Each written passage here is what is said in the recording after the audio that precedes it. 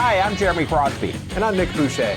We're your hosts for the program that's all about your city, Talking Fitchburg. Every weekday, we pull together the news, events, and information you need to stay on top of what's happening in the city of Fitchburg.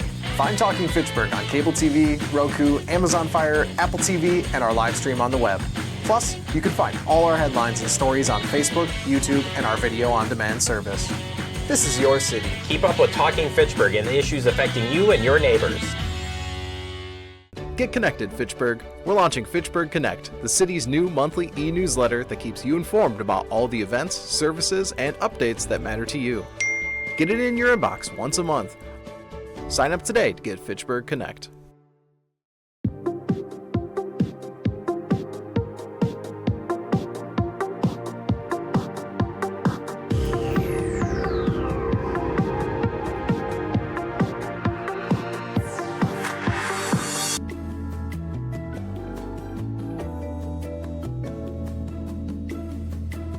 Meeting of the Finance Committee on April 14, 2026 at 5:01 p.m. First item of business is the approval of minutes. I'll need a motion on the draft minutes of the March 10th, 2026 meeting. I'll move to approve the minutes. Motion approved by Alder Lattice. Any comments or questions? Seeing none, all in favor of approving the minutes, say aye. Aye. Aye. Aye. Motion carries. Next is approval of the draft minutes of March 24, 2026, and I'll need a motion. I'll move to approve those minutes. Motion approved by Alder Lattice. Any comments or questions? Seeing none, all in favor of adopting the minutes, say aye. Aye. Aye. Aye. Motion carries. Next item of business is public appearances for non-agenda items. We have nobody in chambers or online for non-agenda items. We'll move on to item 4, Finance Director Report. Misty? Thank you. So I'll start with the 2 documents that were included in the packet.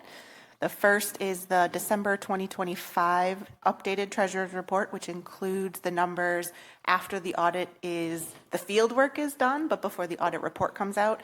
So there are still differences between how we record stuff for our purposes versus how they have to be recorded in the ACFR itself.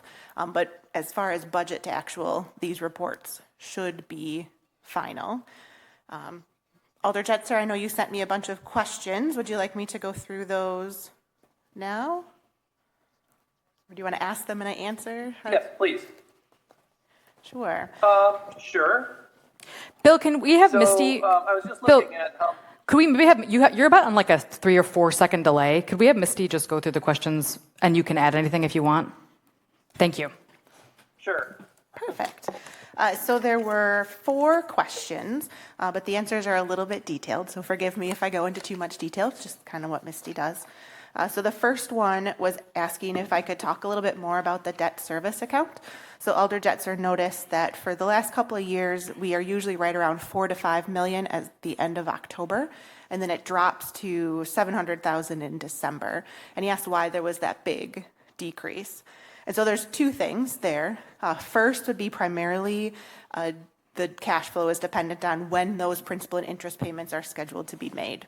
So on December 1st or a couple of days before, depending on timing, we make the principal and interest payments, a couple of large ones. So for this year, on November 25th, I did a $1.8 million payment on the 2024 debt issuance, a $600,000 on the 2019, and a $400,000 on the 2021 debt issuance. And then the interest on those last ones was another $300,000. So it's all kind of based on the timing. So we had that $3.1 million that I all paid right around December 1st. And so we levy for all of that. So all that money comes in as property taxes are settled, but I don't actually spend the money until those payments are due. The other piece of it is the budget amendment that we did at the end of 2025, R21625, where we took the interest revenue in that account that was over budget, and we applied it to reduce how much we borrow in the future for $175,000. And then we also had an unbudgeted special assessment payment for almost $1 million that we used to also reduce future debt issuance. So those, once they were approved, I then transferred that money out to the projects. So then the next question was how does the about $9 million in bonds, which was actually mostly notes, for the police facility show up in the debt service fund? And so when we borrow money for a project, the money that we borrow to actually do the project does not flow through the debt service fund. That goes straight to the capital projects fund and is used to pay for those project costs. The things that do flow through the debt service fund is the premium that we get. We are required to spend that on the underwriter's discount and interest payments as long as that money is available. So that showed up. For the 2024 debt, we got $243,000 in premium, and we spent $157,000 of that on interest payments, and then $86,000 of it was on the underwriter's discount, which is just one component of what we have to pay every time we borrow money. And then the other time the police facility borrowing shows up in the debt service fund would be when we repay that money back, the principal and interest costs. That does flow through the debt service fund. This is kind of a uniqueness with government accounting and modified accrual accounting. So we show that as an expenditure, and then the property taxes as a revenue to show that we are making that payment. So I'll pause there. Did that answer the question, Bill, in particular? Excellent. So the next one was in the finance department. So we had the amended budget was $660,000 for software, but we only spent $72,000. And so he was asking, what the status was of the various projects that we're working on with regards to finance software. And I'll say over half of that balance in the amended budget column is a carryover from prior years. We budget for what we expect the ongoing annual cost to be once we get through all the phases of this project. But because it has been phased, any amount that we haven't spent each year, we carry over and can use that then for the one-time implementation costs as we continue on. So that's why it's a relatively high dollar amount, even though the annual budget that we do is not to that level. And then when we were trying to figure out how we wanted to spend the money that was allocated, I really kind of looked at what the biggest bang for the buck was, what I thought the best investments were in what priority order. So we've already done some things like a new software to track the leases and our SBITAs. We implemented on-base workflows in the finance department to try to streamline some of that stuff, make it electronic. We upgraded our base accounting software. We upgraded our basic CIP software. And then just recently, we started a pilot of robotic process automation, or Power Automate. Robert and my team is really looking forward to seeing what things we can get the robots to do instead to help try to streamline our processes. So those are the things we've done already. In progress is the advanced scheduling, the timekeeping, and the payroll software implementation. So UKG has been signed. They actually took our data yesterday, and we're expecting to go live July 1st. We'll run both systems for a while to make sure that things go well. We're also contractually required to continue to pay the old software through the term, so it'll be kind of double paying, but I like having that cushion and that flexibility in case something does not go how we plan, that we can continue to get payroll out. So that's coming up soon. It has taken a lot longer than we thought it was going to be, but overall, the implementation we think is going to be done well, and we have a really great hope for what the project will look like going forward. So that one's moving. Once that is done, then we'll start looking at budget software. So the biggest part of our budget, as you know, is personnel. So I want to make sure that we can, if possible, we can have a software that connects between the payroll and the budgeting for payroll. So we can try to streamline that a little bit. So we'll look at those options next to include personnel budgeting, capital budgeting, and operating budgeting to hopefully not do spreadsheets and Word docs anymore.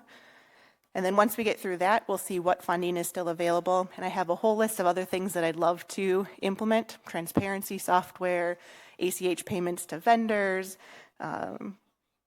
purchasing software, all sorts of things that we could do, but we'll see how long that funding helps us. And I'm trying to prioritize the things that I think have the best return on investment first, and then going kind of down the line. So, Bill, does that answer that question? Thumbs up. Excellent. The third question is in the fire department. So the overtime budget was at 100.03% of what budget was, and that's on page 29 of the treasurer's report. And then overall, they had 128,000 unspent. And the question was about that budget amendment that we approved, our 2026, which moved $196,000, partially from other lines in the fire department, partially from contingency into the overtime budget. And I said, yep, that's correct. And that's why they were able to be only $100 over budget by the time we closed and we had everything figured out. So that number was pretty spot on. And so that's why the big thing to keep in mind when you're looking at the treasurer's reports, that budget column is amended budget. So it would include any amendments that we've done. It's not necessarily what was adopted. So there will be differences as we make those different amendments. And then the second part of that question was, so because of the amendment, we budgeted at the end of the day in 2025, $397,000 for overtime. But in 2026, we only have $216,000 for overtime. And I said, yes, that's correct, because we did that big budget amendment for 2025. The hope is that those strategies that the chief outlined in the staff memo that went with that budget amendment, we hope we'll be able to get a better handle on the overtime utilization, but it might take a little bit of time, but there's definitely progress being made there. So then the fourth question is about Public Works, page 35 of 40, the roadway supplies. There was a budget of $474,000, but we only actually spent $131,000. And then the $131,000 was higher than it had been the past couple of years. So kind of asking what's going on with that account. That account is another one where over half of it is actually carryover money from prior years, as opposed to just the annual money. The biggest thing that's in this account is road salt. And as you can imagine, as the weather varies year after year, that budget can go up and down pretty significantly. So one of the strategies we use is we specifically allow that account to be carried over to the year's future so that we can budget a little bit more aggressively rather than always having to assume that the worst storm possible will happen. You know, we can budget a little bit more aggressively, but then know we have that carryover money to help us in the years where we do have a really bad winter. So that has been continuing to build up. And again, hopefully we don't need it because that means winters went okay, but it's nice to have that because we do need to have road salt when we need to have road salt. That was the end of the questions he asked me to talk about. Are there other questions on the December report? Can I just follow up on that? Yeah. So just so I'm clear, so the 474 that's in roadway supplies that we were just talking about, is that the budget with the carryover amount, or is that the amount that was budgeted for this year? The $474,000 is the 2025 amended budget. Okay. So it would include the carryover from 24 to 25. And then that should be high because we did carry over then some of that balance that was unspent into 26. Okay.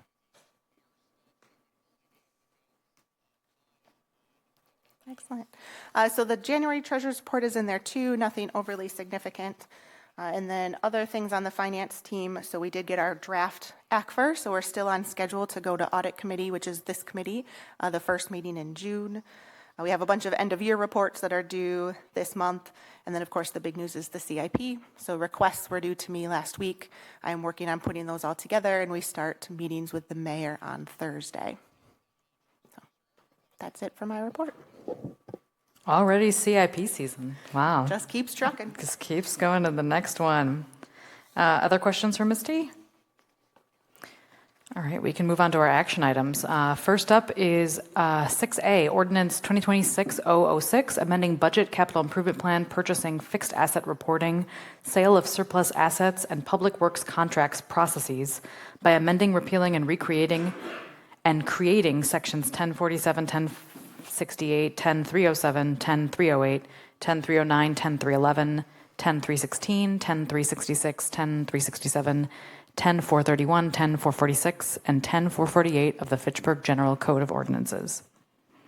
I'll move approval. Motion to approve by Alder Ladjase. Misty? Yeah.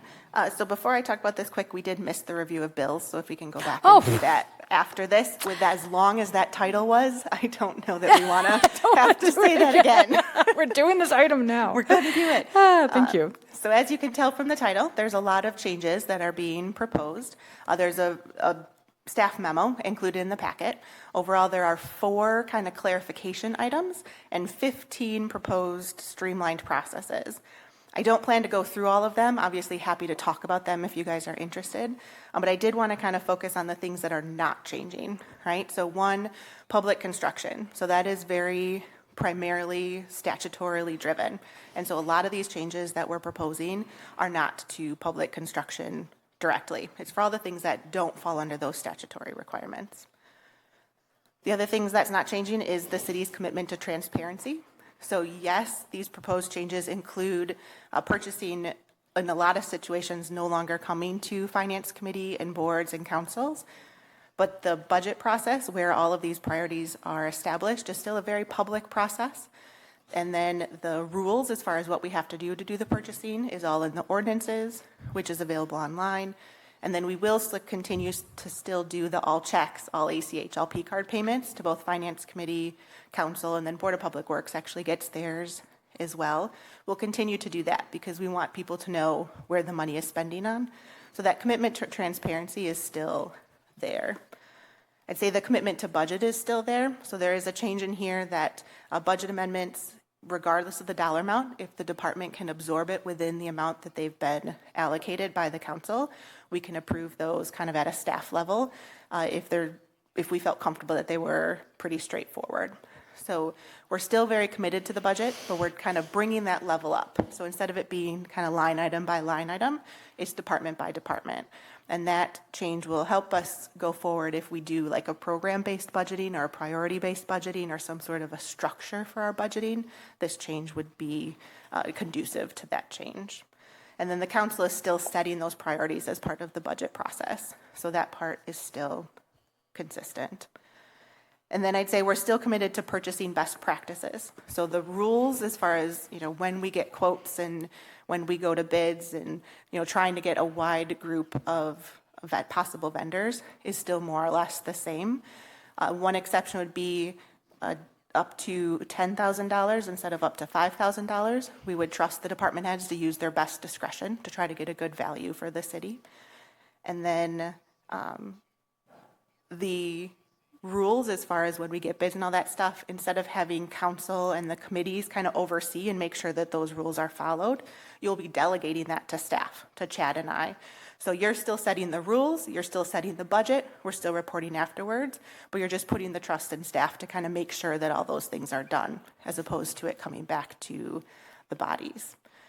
So the goal in all of these is really to try to keep that same commitment to taxpayer dollars, still take very seriously our fiduciary duties, but also eliminate a little bit of red tape if we can.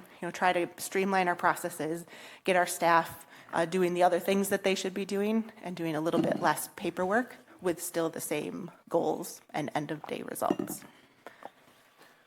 Please do. Yeah, I'd just like to add a couple of things. First, I want to thank Misty, our finance director, and Valerie Zisman for leading the charge on putting all of this stuff in writing. Misty and I have discussed these changes as they were being developed.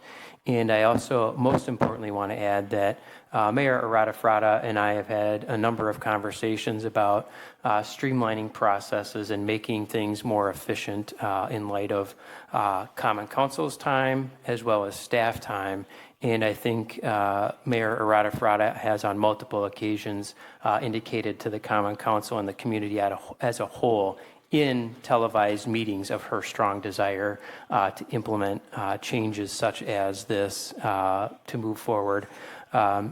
Misty and I sat down with Mayor Arata a few weeks ago to go over all of these changes as well. And what you have in front of you is the byproduct of that follow-up meeting with the mayor. Overall, I think this is a great series of changes, and I know we certainly see a ton of things that really isn't necessary for the council necessarily to vote on, or certainly not for both bodies, finance and council, to see. One request for the rest of the meeting, if you would point out any resolutions that we're seeing tonight that would no longer be in front of us as a result of this, that would be helpful just for some context. Yep. And I'd love to do that in council as well, just so people get a sense of them. There's two things that occur to me. Number one, when we go through the budget process in terms of presentations, like obviously, like, you know, we can read through the budget ourselves, but some of these items aren't discussed except in some of these contexts. And that's not to say that they should always be discussed, but it will require a higher level of effort from the council members to pay attention to the finance reports and pay attention during the budget process in order to really fully understand what's happening in the city. The side benefit of these types of resolutions coming through is, I think, for council members, it helps us understand the city a little bit better, and there's gonna have to be more proactive work. So that's really just something that we'll have to train new alders on as they go through this. It won't kind of come to them naturally through the process. And the second thing that occurs to me is that in certain situations, I think the questions that the council ask can be helpful. And this is my personal opinion, of course, but I'm going to give one example in electric vehicle purchases. I remember I asked that question 800,000 times my first 2 years on council. Well, why isn't this an electric vehicle? Why isn't this an electric vehicle? And that's not to say that we would never have bought an electric vehicle without those questions, but I certainly was pushing the staff in that direction. And then there was sort of a flip that happened where suddenly it was like we were looking at electric vehicles more. I don't know for sure if that would have happened if that had those car purchases hadn't come forward. And my assumption is that a lot of those car purchases won't be seen in the future as a result of this change. Is that correct? The actual purchase, correct, but you'll still see them in the CIP process. Okay, so we'll see them in the CIP process. Anyway, it just occurs to me that there are things like that come up. And with electric vehicles in particular, if I don't know how to push that and encourage that without it coming through. And I don't know if staff would prioritize that naturally at this point. So I don't know if we need to talk about a resolution that would be like our intention to try to move towards electric vehicles where possible. That would be something I might be interested in exploring, just so that there's a direction to move there, because there's those things that happen where you just keep going the way you were going just because it is the way it is, and that sometimes you have to take a step outside of that normal process, like state contracts and et cetera, to get electric vehicles on the road, which obviously we've done and have been successful in. I would add to that, Alder Gerhardt. I totally appreciate your comments, and they make perfect sense to me. I think, looking at the EVs in particular, I think the mayor and common council have clearly stated the priority of vehicle purchasing revolving around EVs as the first choice. That has become more or less ingrained into staff purchases. And really the only time we're not buying EVs currently is if there isn't an EV to fit that application. So we're talking public safety vehicles that are frontline. We're talking, snow plows and those sorts of vehicles that the technology just quite isn't there yet. But every time that a vehicle purchase comes up, staff will continue to be expected based upon the Common Council's continued or current direction on EVs, that will continue to be the first thing we look at and confirm at the staff level that an EV is or is not available for that particular application that the vehicle is being purchased for. Thanks, Chad. Micah? I will echo a lot of those comments in that I agree that it makes total sense. It doesn't make sense for us to pass a Bobcat being purchased in the budget and then have to have the Bobcat come back to us to be approved to purchase again when it comes. It just seems duplicative. But I do agree that seeing those public works items coming here is a really good way for me to learn how the city functions and what we're purchasing, and that is something that will be lost. And it's not the job of the city staff to educate me how public works works, and so I totally understand that, but that is something that we're just going to have to kind of overcome with this. Couple questions. What does it mean to update the CIP from a 5-year plan to a 10-year plan? Yep. So 10 years ago, we had done a 5-year plan, and then we changed it sometime around then to be a 10-year plan instead. So I'm simply updating the ordinances to reflect what we're currently doing. Okay, that makes total sense then. I was like, is this different than what we're currently doing? I thought we were doing a 10-year plan. So we are. Okay. Yep. And I had the same question, and maybe can we just do this now? Can you just call out a couple things on the current agenda that would no longer be on the agenda? Absolutely. And we can just go one by one, right? So the first is the ordinance change. Any ordinance changes would continue to come through.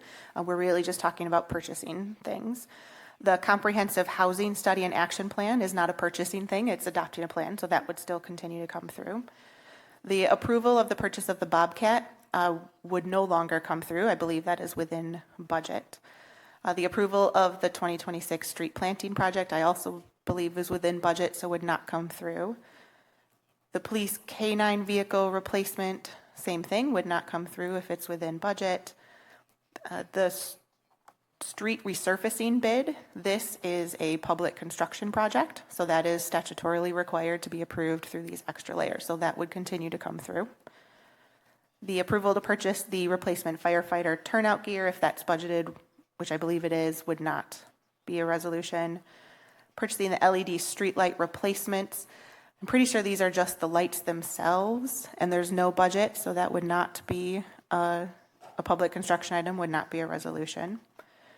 The amending the 2026 capital projects fund budget, this one, I don't remember where the funding source is coming from, so it may or may not still come through. The purchase of the additional data storage would be a resolution because we're using fund balance in order to make that purchase. This is something that was not budgeted. And then KR 9226, this is another budget amendment where we received a grant that would also still come through because that's a budget amendment for something that was not planned for and cannot be absorbed within the existing budget. Authorizing the contract for the joint EMS district technically would not be required to come to council, but we could make a decision as staff that maybe we want you guys to see it because it's kind of a policy level discussion starter. So that might be one where even if the ordinances allow staff to approve it, Chad or I or legal or anybody else on staff may say, you know what, I still want the committees and council to see that one. So that's always an option there too. And then the last, second to last one, the refund for Fred Elan, that is a budget amendment using fund balance, so it would have to come through. And then the partial tax assessment for the other Fred one has a budget amendment, but it's very small, so I don't think that one would come through. Okay. So kind of 50-50 mix. Yeah, I'm thinking about how this is going. So we just approved the tree planting because that was approved out to tree advisory. And I'm wondering, and that is also something that we would then maybe as alders communicate out to people that this is happening kind of thing, but now we will never, so it's much more contingent upon Anna reporting that is happening to the tree advisory committee, and then me as the alder reporting back here that it is happening to the rest of council. So that kind of process really has to be to make sure we have that in place going forward too. Yeah, that is definitely something we will be working on with staff contacts for committees and commissions to make sure that there are updates on some of these more, purchases that have community interest, if you will, like the tree planting, right? So yeah, definitely something that we'll be working on with staff contacts. And I just want to be very clear that if there are questions, if this is ultimately adopted and something, an alder has a question, reach out to Misty or I, ask that question. If you feel something might have been missed at a staff report or announcement at a committee or commission, reach out, let us know so we can have those conversations with staff to reinforce what expectations are as well. So, yeah, I think that's a really good point that we would love some proactive communication, and maybe it's a press release that, Fitchburg is planting 276 trees or whatever the number is, or an electric vehicle, we make an electric vehicle purchase. Maybe that's something you mentioned in your administrator report because it's something that we'd want to know. But I do think there's a lot more onus on the alders to educate themselves, and there's been a variability in the interest of certain alders in the past to do that. Not everyone reports back in detail on what happens in their committees. And I actually think that should be an expectation of the alder report that it's not just doing the resolution. You actually have to say everything that went on in that committee for the knowledge of the public and for the edification of the alders, because I don't think there should not be an expectation that the alders watch every single meeting. I think that's insane. So, but maybe we need to formalize that part of the expectation of being an alder representative to the community is not just to the committee, is to bring back not just the resolutions, but to actually bring back, and that's become more of a staple, I would say, in the last couple of years. But that was not always how it was, and there really is no formal expectation of that.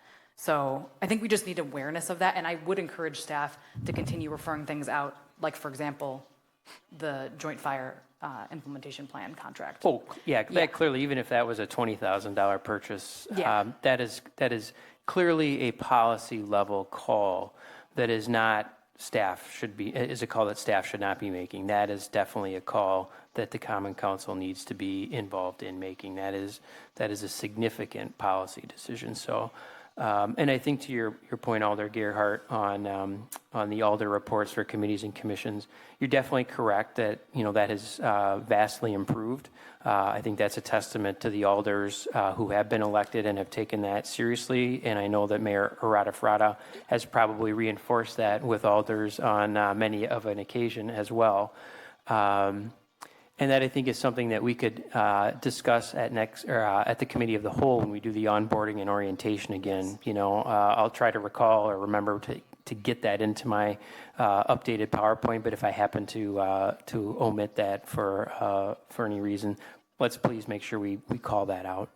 Yeah, and I also think there's just education of the council members that as we continue to improve that onboarding process over time, like explaining like the finance reports are released and you might not see this item if you don't read that if you don't regularly read those finances reports. So like, yeah, you don't have to know that vehicle was purchased, but if you want to understand the operation of the city, I've been fortunate to sit in this committee for 6 years and have had to see all of these things come through, and you see trends, and not everyone sits down and does that. And the fact that the budget, like really reading that budget document is going to be more important than it was before for the understanding of the alders. And we can't obviously require someone to do that, but to point it out in the orientation that is something that you should be paying attention to if you really want to understand the operation of the city.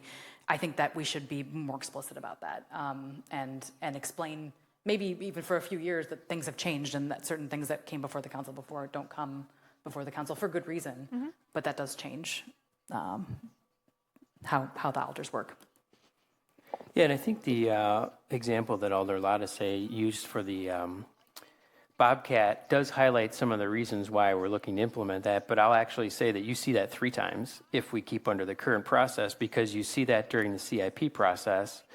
Then you have an opportunity during the operating budget. Now, yeah, this is a significant, I didn't confirm what the dollar amount was. I think it's about $80K.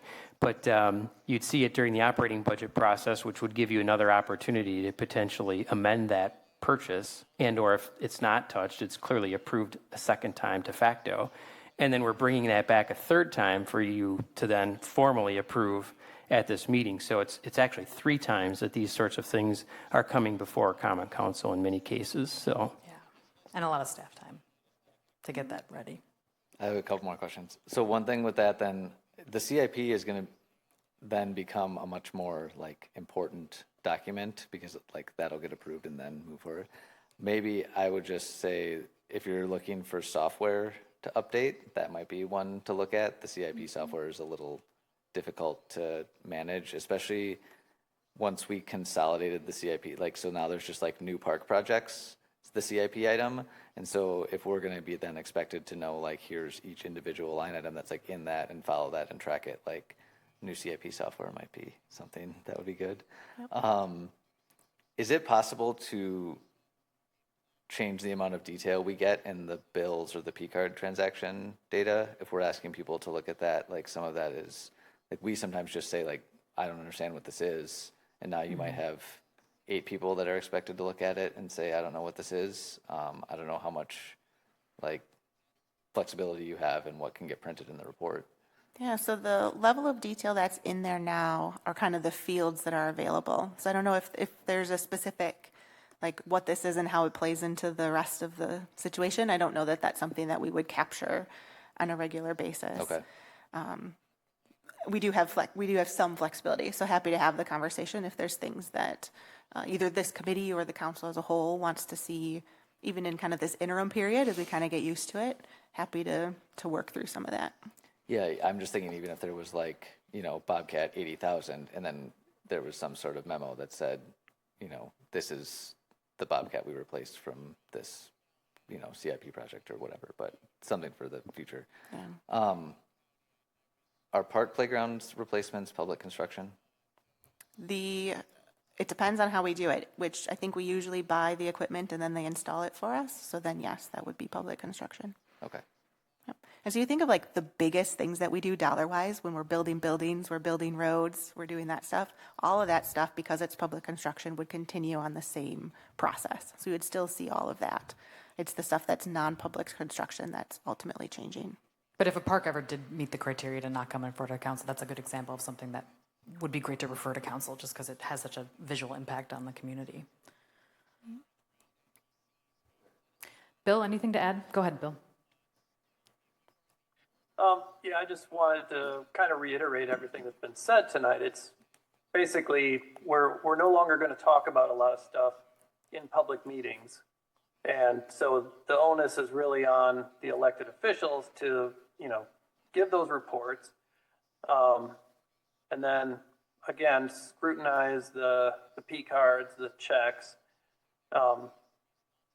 And I had asked Misty at the Public Works meeting, would it be possible in for some period of time to kind of separate out everything on there that's, hey, this stuff would have shown up on an agenda previously, but is no longer, kind of like how we used to separate out everything that was $10,000 or more. And as I recall, she said that wasn't really all that feasible. But what we may want to do, I guess, is potentially pull out those, the review of bills from the consent agenda for some period of time, maybe? Well, I think you still have that option, then I also obviously. had a question. So, Go ahead, Bill. Yeah, so is this ordinance change related to some other stuff that's being referred out tonight? Ordinance 2026-011, amending purchase and public works contract processes. And then resolution R8226, agreement to become a member of the interlocal purchasing system. So yes and no. The ordinance change, ideally, if that statute was signed by the governor in time for me to update it before it went to Board of Public Works, I would have included that in this whole package. But because it was signed the Friday before Public Works, I didn't have enough time to put it in there. And because it specifically impacts Public Works, I didn't feel comfortable kind of sliding it in afterwards. So that's why I separated that out. But yes, and if timing would have worked, it would have been part of this package. The TIPS, TIPS, cooperative purchasing thing, in order to become a member of that group, it requires council action under their rules. So that's not associated with this. If we wanted to be part of that, we'd have to do that resolution either way. No, I guess what I mean is, do the changes to our ordinance, is that in part what prompted us to become a member of TIPS? No, nope. Or are there rules that, okay. Yeah, so we are a member of a variety of different cooperative purchasing arrangements. This is just a new one that came to light because of a specific project we were working on, and we said, that's a good idea too. And so now we're going through that process, but it was not driven by this ordinance change. Alder Jetzer, that's related specifically to the replacement of tables and chairs in the community center / senior center. When we were trying to find the best value there, we learned of the TIPS option. So that's how we came across it.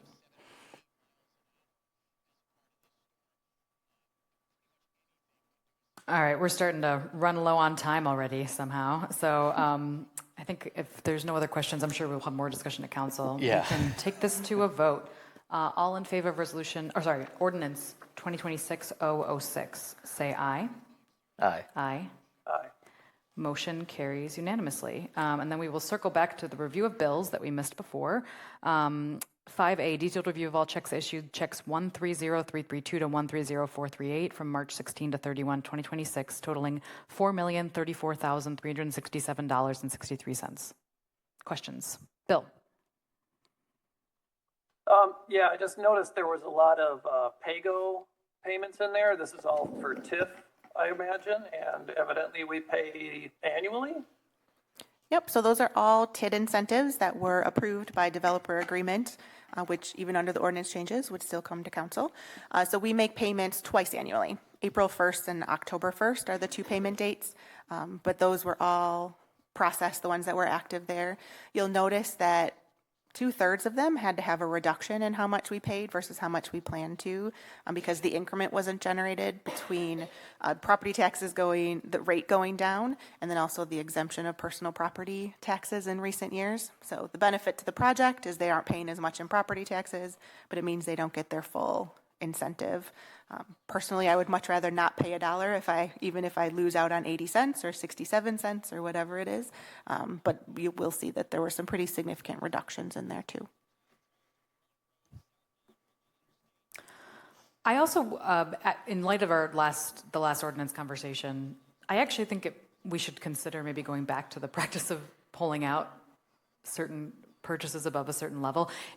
I understand why we changed it, but with the staff time savings of removing some of these resolutions, it actually is easier to see just the really important, or not really important in one sense, right? That they're high dollar value, but it is hard to jump from something that's very low cost to something that's $500,000, and it's easier if we looked at all the ones that are higher levels. I don't know what the threshold should be, if that $10,000 is the threshold, or if it's $5,000, or I don't know.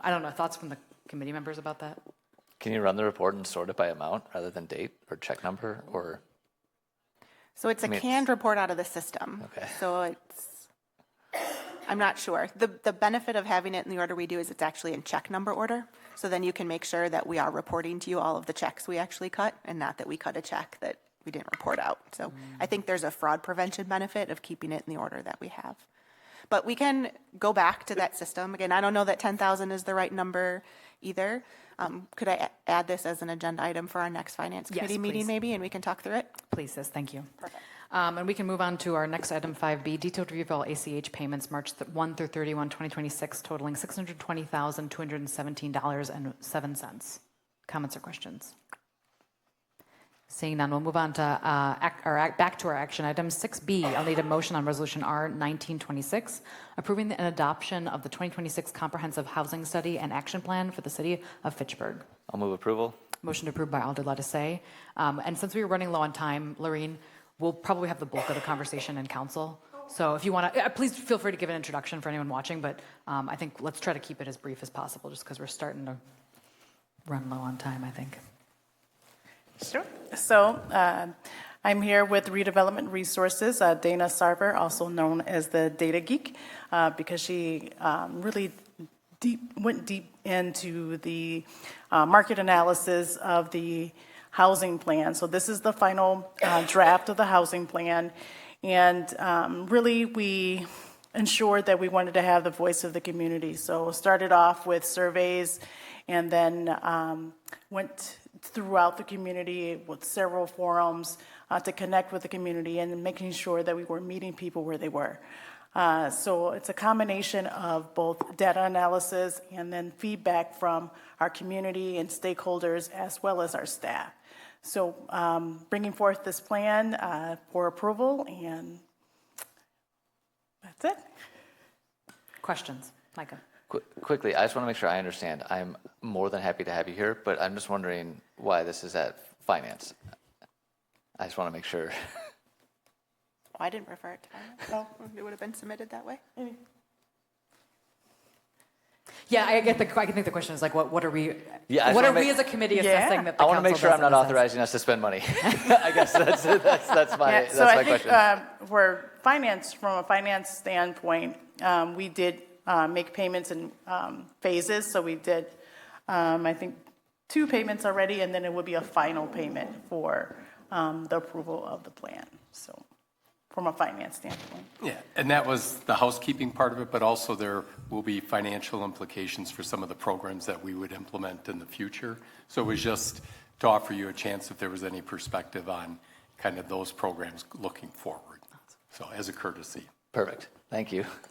I'm excited to get that money out the door Yes. and start building housing and improving affordability of housing. Bill? Yeah, I just wanted to say that there's a lot of excellent goals in here. I think this is a pretty good plan to move us forward, and I just wanted to call out as many times as I can my favorite provision in here, which is concentrating on transit-oriented development. All right. Seeing no other discussion, we can vote. All in favor of Resolution R 1926, say aye. Aye. Aye. Aye. Motion carries unanimously. Thank you, everyone. We'll see you at council. Next item, I'll need a motion on resolution R6526, approving the purchase of Bobcat T770. I'll move approval. Motion to approve by Alder Ladisay. Tim, for the last time for an item of this nature. Good evening. The Parks Equipment Replacement CIP includes funding for replacing our 2017 Bobcat T770 skid loader. Bobcat of Madison provided a Sourcewell quote in the amount of $85,460.35 for one new Bobcat T770 skid loader. Bobcat of Madison offered a trade-in price of $40,000 for our Bobcat. $40,000 will be placed as a reserve price at the Wisconsin surplus for the 2017 Bobcat. If less than $40,000 is received at auction, then the Bobcat will be traded into Bobcat of Madison. If we receive more than $40,000 at the auction, we will sell the Bobcat through the Wisconsin surplus auction. So we're looking for council approval of the purchase of the Bobcat T770 skid loader from Bobcat of Madison in the amount of $85,460.35. And then looking for council to also authorize the Public Works Department to sell the 2017 Bobcat at Wisconsin surplus with a minimum bid of $40,000. Thank you, Tim. Comments or questions from the committee? Micah. I'm throwing a wrench in your plans by having a question on this item. Sure. If we're getting $40,000 in trade-in for the old one, is it worth considering extending the useful life of this item in our replacement fund? If the current condition is half of the value of a new one, is it still a useful item for the future? I'm not saying for this one. Yeah, it's around 9-10 years, which is this is coming up on the repairs start happening. So that's why we like to get rid of it, even if it's a year early, so that the city purchased this one back in 2017 for $63,410. And through the 9 years, we only paid $23,000. And that's if we get 40 at auction. We expect to get even more than that. So I'd rather get rid of this and not have a headache of being without a skid loader when we have an emergency or a job that we need to complete, because to rent this for a day is $425. Okay, yeah, that's fair. I'm glad we're getting $47,000 for it. That's great. So, all right, thanks. When we put in the budget, we put in budget for $85,000, but do we take into account sale prices in that? When do we only budget $45,000 for this? So I don't know the specific numbers, but yes, when I do the replacement fund, it's what we think we'll buy the new one for, what we think trade-in value will be, and what that net cost is what we then amortize. Nice. So yep, we try to account for it. I would also say, and Tim, correct me if I'm wrong, the equipment market continues to be kind of wonky. So I don't know that what we're experiencing now is something we can expect to see in the future. It's great, let's take advantage of it, but I'd hate to alter our financial plans too much, because I think this might still be a blip. So our sales, these prices are coming in higher for resale than normal. I think so. I think supply chain is still kind of slow. I would agree with what Misty has to say. I think it also varies. I know we looked to sell a fire engine or squad within the last 18 months, and we couldn't even hit the reserve on that. So there's just drastic variability based on who's looking for what and what we think we might get for it. So it is helpful when we're looking at a trade situation to at least kind of get that baseline, what a dealer might be willing to give us for this in trade. So that at least allows us to set a more educated reserve than we may otherwise be able to. So we typically try to get that as best we can, but as Misty said, it's a little bit like throwing a dart at the wall. What something can be worth 10 years from now. Correct. Project, yeah. All right. Seeing no other questions, we can vote. All in favor of resolution R6526, say aye. Aye. Aye. Aye. Motion carries unanimously. Moving on, I'll need a motion on resolution R6726, approval of spring 2026 street tree planting project. I'll move approval. Motion approved by Alder Latisse. Who would like to introduce this one? Tim? I can take this one. Wonderful. The 2026 operating budget included funding for annual spring tree planting. The tree planting plans and specs were prepared by the Parks and Forestry staff. On March 4th, 2026 at 3 p.m., 5 bids were received and publicly open with the results listed in the included bid tab. The low bidder, Arthur Wheeler Incorporated, was found to be the lowest responsive bid and in compliance with the bid specifications. We're looking for council to approve the award of the spring 2026 tree planting project to Arthur Wheeler Incorporated in the amount of $59,057. Thanks, Tim. Questions? Seeing none, we can vote. All in favor of resolution R6726, say aye. Aye. Aye. Aye. Motion carries unanimously. Next up, I will need a motion on resolution R7426, approval to purchase replacement firefighting turnout gear. I think we skipped a couple. No, thank you. I thought that was wrong. I'll need a motion on resolution R6826, police canine vehicle replacement. I'll move to approve. Motion approved by Alder Latisse, and our deputy chief is here. Thank you, everybody.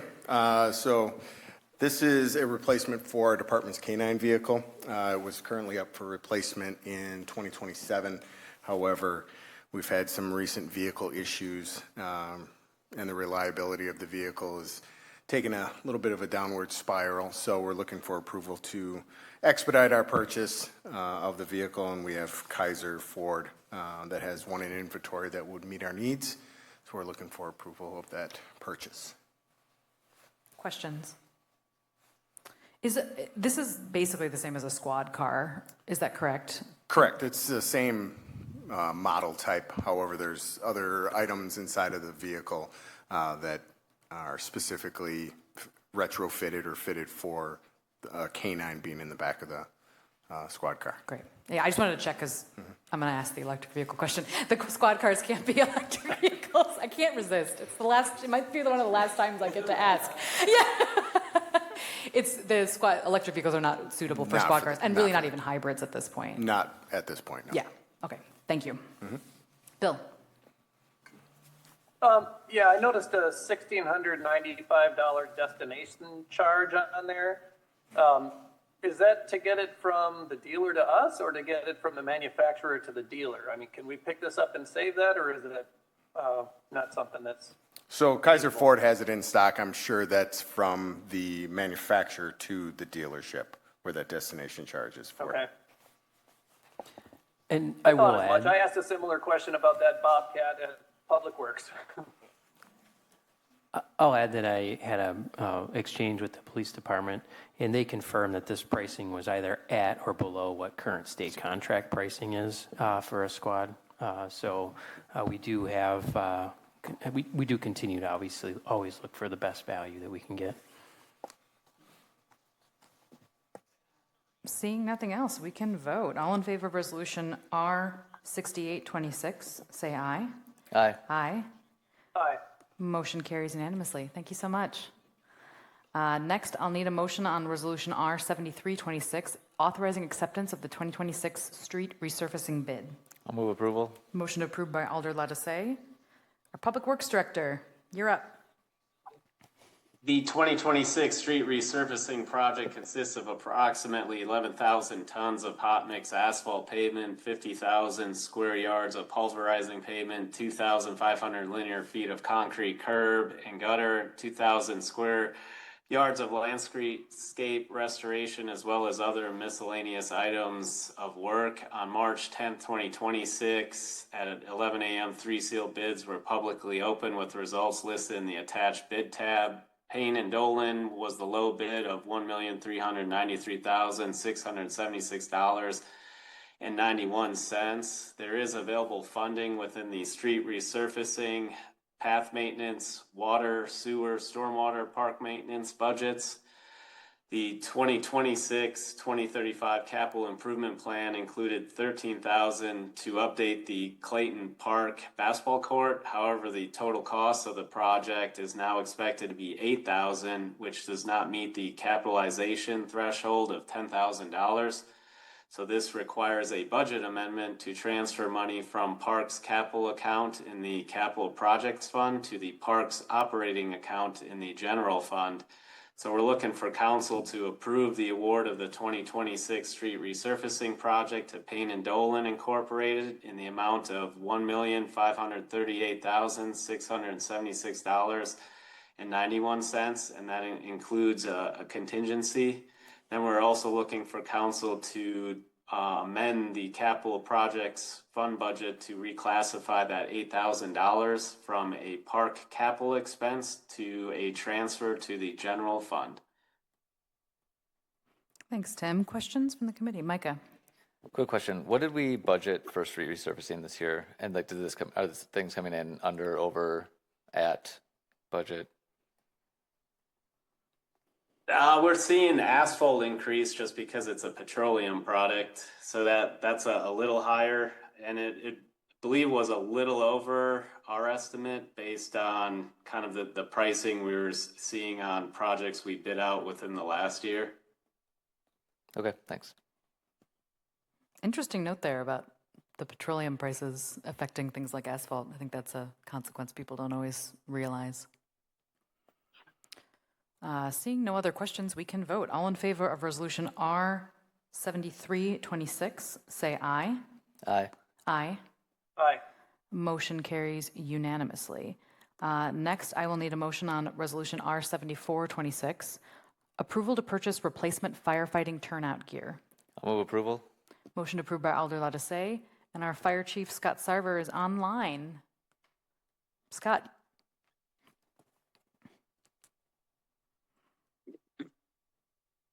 Hello, everybody. Hello. So we're looking to replace. Oh, can you not hear me? We can hear you. Oh, okay. Looking to replace 12 sets of bunker gear that have reached their end of life, which is 10 years. And 12 sets, I think it's just under 48,000. Or I'm sorry, 48,700, I believe. Wonderful. Questions from the committee? Bill. Yeah, I think I ask this every time, but how many total turnout gear sets do we have, and or like, do we see this every year typically, or is this like every 3 years sort of a thing? So we do have it specifically set up to phase out, or I'm sorry, in phases, so that we're not hit with large costs each year. We're looking right now to, I guess, surplus or giveaway 20 sets of gear that we've retired over the last couple years. But all of our career staff have 2 sets, and our goal is to get all of our part-time or paid-on-call staff 2 sets of gear as well. But they all have to be within that 10 years of lifespan. So total number of gear, including interns, I would assume we have around 100 sets of gear. That's an estimate.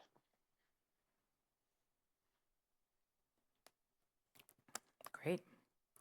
Seeing no other questions, we can vote. All in favor of resolution R7426, say aye. Aye. Aye. Aye. Motion carries unanimously. Thanks so much, Scott. Next, I will need a motion on resolution R7626, purchasing LED streetlight replacements.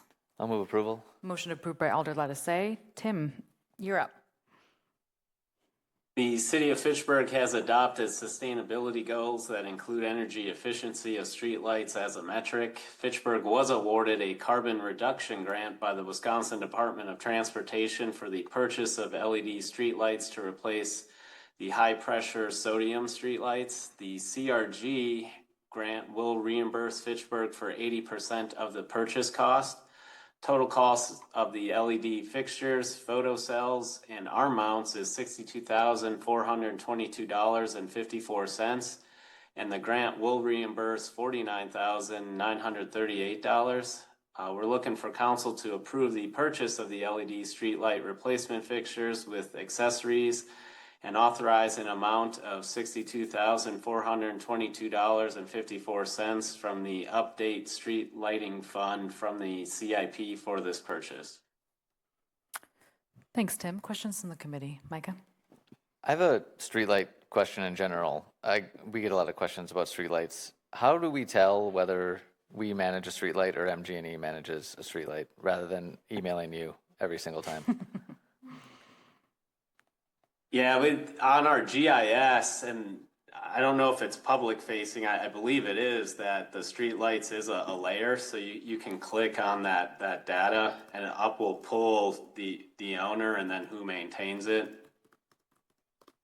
And if that isn't public facing, that's something I could work with Dakota on getting that to the public. And I'm not sure if MG&E has something similar on their website that's GIS based. Tim, would it be an appropriate option for folks to use the city's submit a concern site as well to point out a streetlight that may not be functioning properly? And if I recall correctly from previous conversations, MG&E also has a similar web-based option. So by reporting it to one or both entities electronically, we can certainly identify collectively who's responsible for fixing a defective or non-functioning streetlight. That's really helpful about the GIS layer, though. I'll check out if I can see it, and I'll let you know. So, cool. Bill? Yeah, I guess just to add on to Micah's comment there, I have used the report a concern feature of the city's website, and I just say, hey, here's a picture of the street light, and I tell them where it is, and then I'll get a response back. And the last couple of times it's been, okay, we forwarded that information onto MG&E and they'll take care of it. I did have a question for Tim. Are there any deadlines we have to worry about with this grant funding? Because city staff is going to be doing this installation as time allows. Is there any sort of a drop dead date where everything's got to be installed and in use? Yeah, the first deadline is to purchase these lights, which is by June of 2026. So if it gets approved tonight, we'll be putting in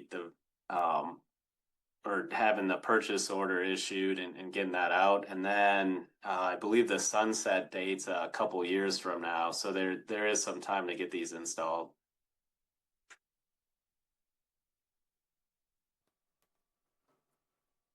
All right. Seeing no other questions, we can vote. All in favor of Resolution R7626, say aye. Aye. Aye. Aye. Motion carries unanimously. Next, I will need a motion on Resolution R7726, amending the 2026 Capital Projects Fund budget for County Highway MM Underpass. I move approval. Motion approved by Alder Say. Tim? The County Highway MM bike and pedestrian underpass consists of the installation of a concrete box culvert under County Highway MM to allow bicycles and pedestrians to cross from one side of MM to the other, and is essential for a continuous north-south multi-use path from Lacey Road to the Cap City Trail. Grant was received for the construction of the project, but does not cover design costs like the geotechnical services. So the city portion of the project was funded with CIP number 1045, which is the capital grant matches, and there is sufficient funding available to further support the underpass project. So we're looking for council to amend the 2026 capital projects fund budget as shown in the attached staff memo, which was for $9,458, and that's to cover the geotechnical services for the design. Thanks, Tim. Questions from the committee? Seeing none, we can vote. All in favor of Resolution R7726, say aye. Aye. Aye. Aye. Motion carries unanimously. Thanks, Tim. Next up, I'll need a motion on Resolution R8626, approving the purchase of additional data storage, and this is a direct referral. I'll move approval. Motion approved by Alder Lettice. And our IT Director, Nicholas, is here with us. Nick, you have the floor. Thank you. Evening, everyone. So this is for the purchase of some additional data storage. The city has rapidly growing data needs at present. Most of this at present is being driven by the collection of digital evidence. We're looking to purchase a storage array with a usable space of 175 terabytes. This equates to approximately 15 years of growth year over year for the 5-year, approximately 5 to 7 year lifespan of the product. The product is expandable should we exceed these assumptions. Presently, the CIP plan does not include a project, so this will be a new CIP project that will be added to the 2027 through 2036 CIP project plan, I should say. We also have some operating costs. Due to disability insurance premiums being waived this year, we are using or redirecting those funds to address the operating costs of this purchase. So we're looking for council approval to purchase this array at a cost of $96,634.62. This is a direct referral because due to current market conditions, the quotes presently are only good for a very short amount of time, approximately 7 days. Questions from the committee? Bill.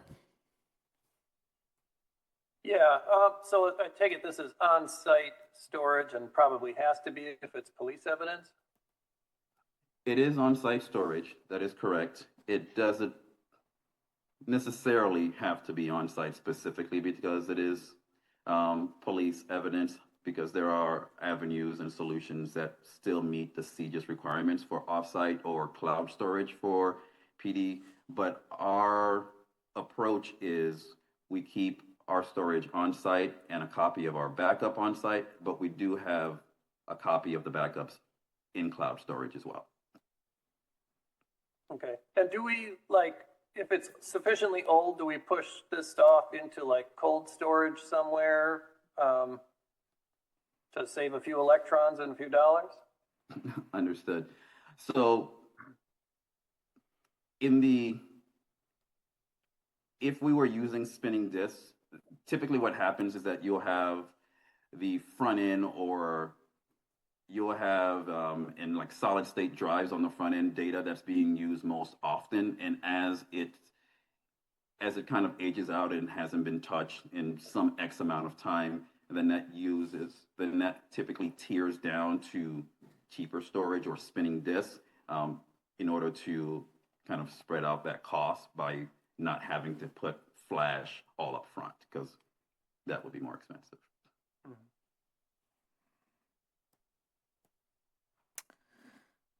All right, seeing no other questions, we can vote. All in favor of resolution R8626, say aye. Aye. Aye. Aye. Motion carries unanimously. Next, I'll need a motion on resolution R9226, amending the 2026 Grants Donations Fund budget, digital analysis of cellular technology.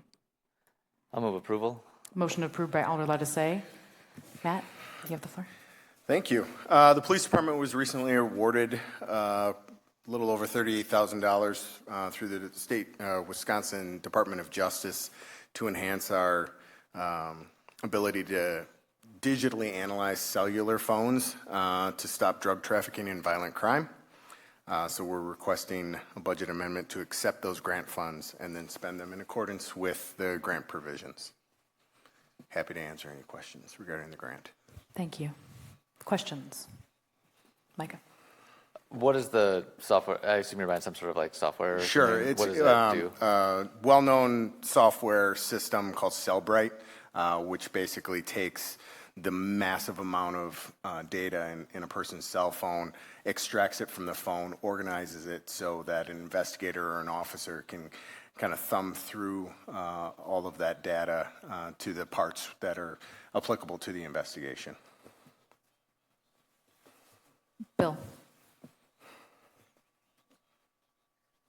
Yeah, so what's the plan going forward? I'm assuming that if you're happy to have this year, we'll probably see this next year as part of the 2027 budget, and will we likely see the same set of line items totaling to about $33,000 for this item? Well, luckily, a good majority of this grant is spent towards the training of the forensic analysis portion of it. So those items, like the training budget items, will hopefully, if we can maintain those certifications from Cellbrite, would just pull them from our training budget to maintain those individual officers' certification.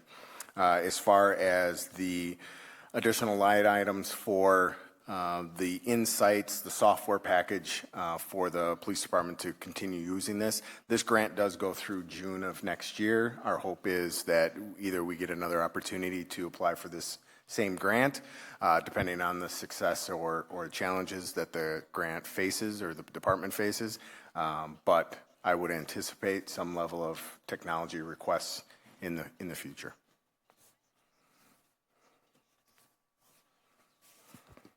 All right, seeing no other questions, I believe we can take it to a vote. All in favor of resolution R9226, say aye.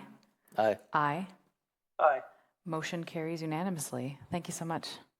Next, I'll need a motion on resolution R9926, authorizing a contract with McMahon Associates for services related to a feasibility study and implementation plan for a joint fire and EMS district. And this is a direct referral. I'll move to approve. Motion approved by Alder Ledesay. Chad, are you taking this? Yep, I've got this one. Thank you. As has been discussed publicly in the past, the City of Fitchburg and the Village of Oregon are interested in the exploration and development of an implementation plan to create a joint fire and EMS district. The city and village put out a request for proposals. We received a total of 7 responses. All the proposals were evaluated by a group of collective folks, including elected officials, public safety chiefs, and administrators. A couple of the proposers were invited for or at least a virtual interview and/or in person, depending upon their location. That interview panel also included representatives from those 3 areas that I had previously mentioned.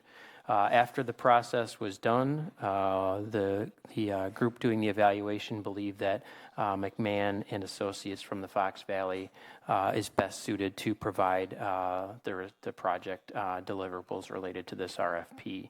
The total cost is not to exceed $65,000.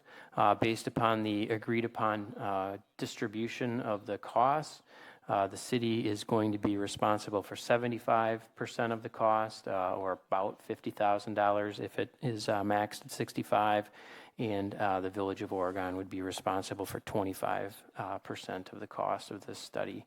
There remains interest from a number of other municipalities in the area, and it is possible that by the end of the month that more municipalities may wish to participate in this project as well. So we'll certainly keep the Common Council updated on that development and also through the process.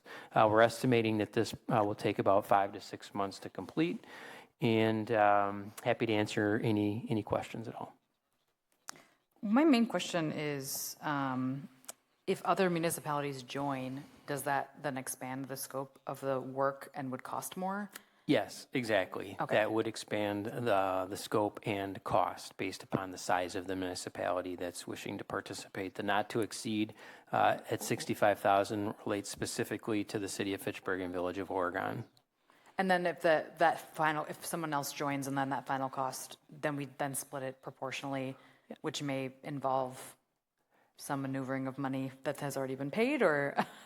So that's one of the reasons why we have we really are working with McMahon on a deadline here, because we don't want other municipalities who may have an interest in joining delaying the start of this project. We intend, assuming council approval this evening, Village of Oregon is taking it up, I believe, next Monday evening at their regularly scheduled board meeting.